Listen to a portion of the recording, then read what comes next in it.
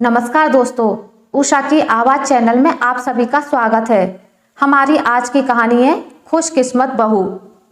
मेरी शादी तय होने के बाद से ही मोबाइल पर मेरी इनसे बात होने लगी थी।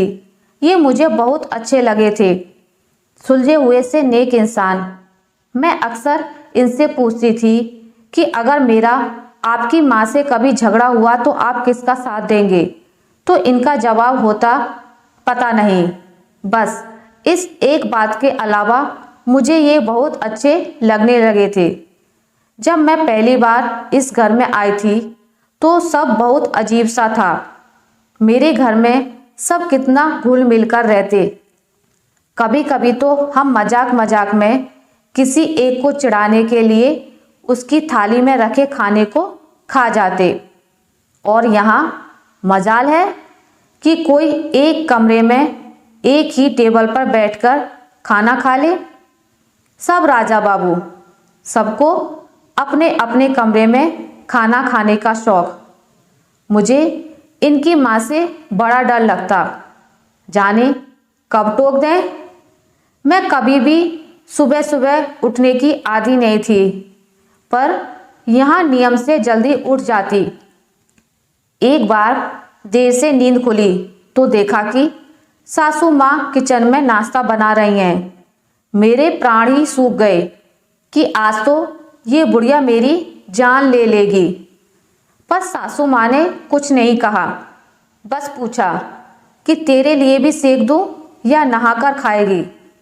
मुझे लगा मेरे लेट उठने पर व्यंग कर रही हैं। सासू माँ का साड़ी पहनने का तरीका बड़ा सलीकेदार था और मुझे साड़ी से चिढ़। पहनने में ही घंटों लग जाते, फिर पहने पहने काम करना। अजीब हाल था मेरा। हर आधे पौन घंटे में फिर से सब ठीक करना पड़ता, नहीं तो सासू माँ टोक देती कि तमीज़ नहीं है क्या, ठीक से पहनो। एक बार तो चिढ़ ही गई, बोली कि जब पहनना नहीं आता तो सीख लो या जो आता है वो पहनो, कार्टून क्यों बन जाती हो। मुझे बहुत रोना आया था। एक तो इतनी मेहनत करो और ऊपर से सुनो भी। मैंने भी ठान लिया कि अब साड़ी जाए चूल्हे में। पति की भी एक खराब आदत थी, घर आते ही पहले अपनी माँ के पास जाकर बैठ जाते और कभी कभी तो घंटों बैठे रहते। किसे अच्छा लगेगा कि उसका पति उसके पास नहीं, अपनी माँ के पास बैठ जाए। ना जाने क्या खुसुर फुसुर करते हैं दोनों। कई बार जब बहाने से उनके सामने आ जाती तो ऐसा लगता जैसे बात बदल दी हो उन्होंने। एक बार ऐसे ही टोह लेने के लिए चाय बिस्कुट लेकर गई तो सासू माँ बोल पड़ी कि बेटा तू इतना क्यों परेशान होती है, कभी चाय कभी पानी, जा आराम कर या यहीं बैठ जा। उस दिन तो मैं चली आई, पर सोचा कि जब खुद ही कह रही हैं तो कल से साथ ही बैठूंगी। साथ बैठी तो लगा कि ये लोग तो फालतू बातें करते रहते हैं या मेरे ही सामने ऐसा बन रहे हैं। जब मेरे बेबी होने वाला था तो डरते डरते पूछा था कि माँ बच्चे का क्या नाम रखेंगे, तो कितना खुश होकर सासू माँ ने जवाब दिया, काना। और मैं डर गई, पूछ ही नहीं पाई कि अगर बेटी हुई तो। ना जाने क्या सोचकर मैंने वो दिन काटे।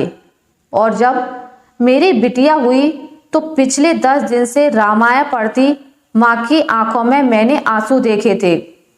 खुशी के थे या दुख के पता नहीं, पर महीनों तक उसकी मालिश से लेकर पॉटी तक सब काम इतने जतन से करते देखा तो आज इतने सालों बाद मैं सोचती हूँ कि मैं खुद अपनी सास में माँ को खोजती थी तो क्या मैं खुद बहू की जगह बेटी बन पाई थी।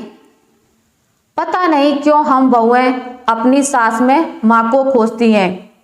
अगर सास मेरी सासू माँ जैसी होती हैं तो ईश्वर से प्रार्थना है कि मेरी अपनी माँ अपनी बहू के लिए मेरी सासू माँ जैसी बने। आशा है आपको मेरी आज की कहानी अच्छी लगी होगी।